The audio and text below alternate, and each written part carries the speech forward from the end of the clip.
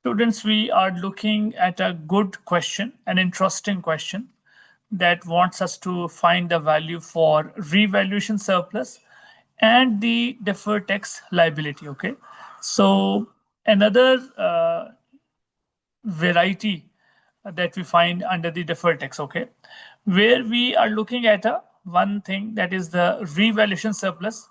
You see, whatever is the revaluation, it has some impact of deferred tax and the deferred tax liability. Okay, so there are two requirements that we're looking at.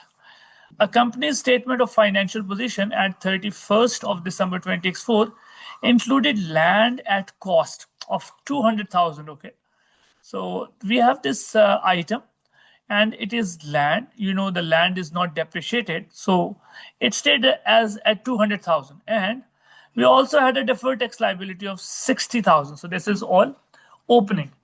At the start, we had this because you see, the year end is 31st of December 20x5, and the figures that we have on 31st of December 20x4 are going to be the opening values, and we are required to calculate the closing values for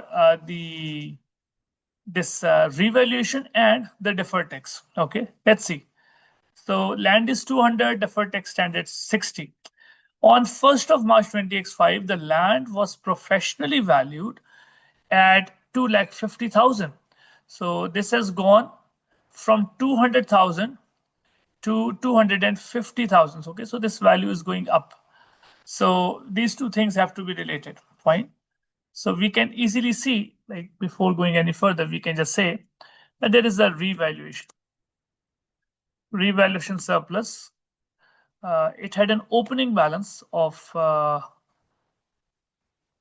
rather it did not have any opening balance, but now it has a balance of 50,000. Okay, so why 50,000? Because the land is now revalued to 250. However, its original cost was only 200. So that's revaluation surplus. Okay, and we could just make another column for the deferred tax. The deferred tax is the opening balance. So there is no opening balance for this value, but the deferred tax had an opening value of 60,000. Okay, now you see there is a deferred tax on revaluation. Okay, so we will have to calculate that. So we can find it. Let's see if we could just put all this here. So we can have some space here. So we can write it here as the opening, and this is a revaluation, and now it makes more sense. The opening, there was nothing in revaluation surplus as opening, but due to this revaluation, that is the value, and now we have the deferred tax. Okay, so the information that we have read, I have shown you in the two columns. The valuation was incorporated into the financial statement for the year ended 31st of December 20x5. No other non-current assets have been revalued, so that's fine. Now they give us some information about other temporary differences. You see, this is one of the temporary differences that we have, that is 50,000.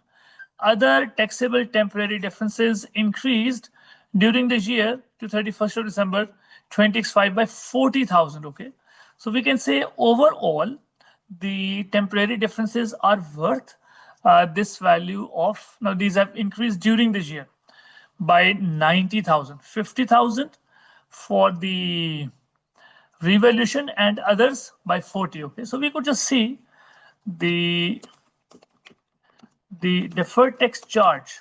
Okay, so deferred tax charge would be we have the total differences, the total temporary differences.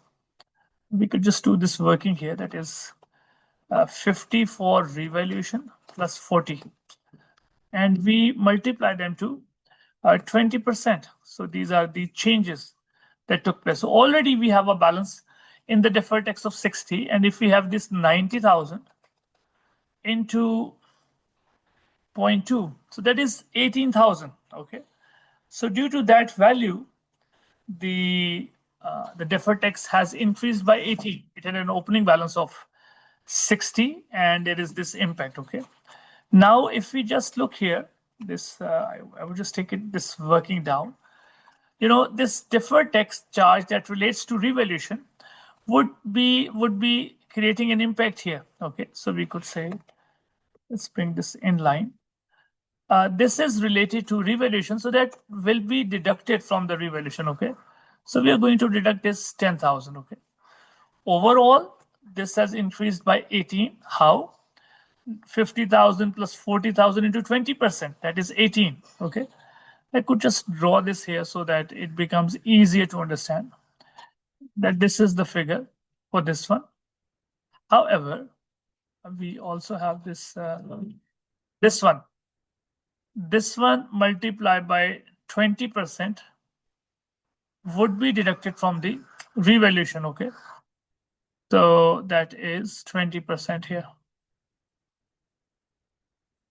That is 10,000. Okay, so 50,000 minus 10,000 gives us the closing value for the revaluation surplus, and 60,000 plus 18,000 gives us the value for deferred tax, the closing deferred tax value. You need to see why we did not charge the whole thing. The temporary difference related to the revaluation is only 50. So that much should be charged to the revaluation surplus. So when we include that, so the balance on the revaluation surplus is 40, whereas the balance on the deferred tax is 78,000. Okay, so it was a bit of a tricky question. I hope you make good sense of it.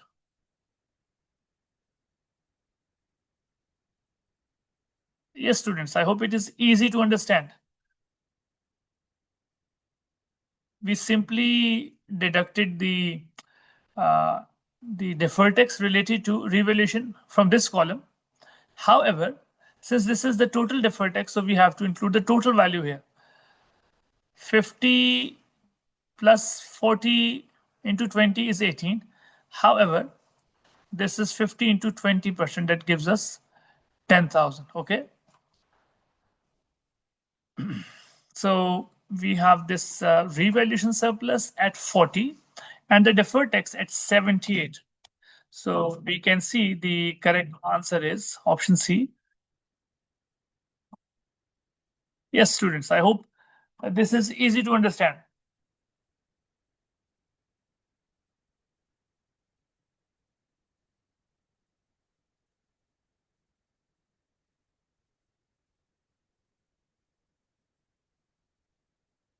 I hope it is making sense.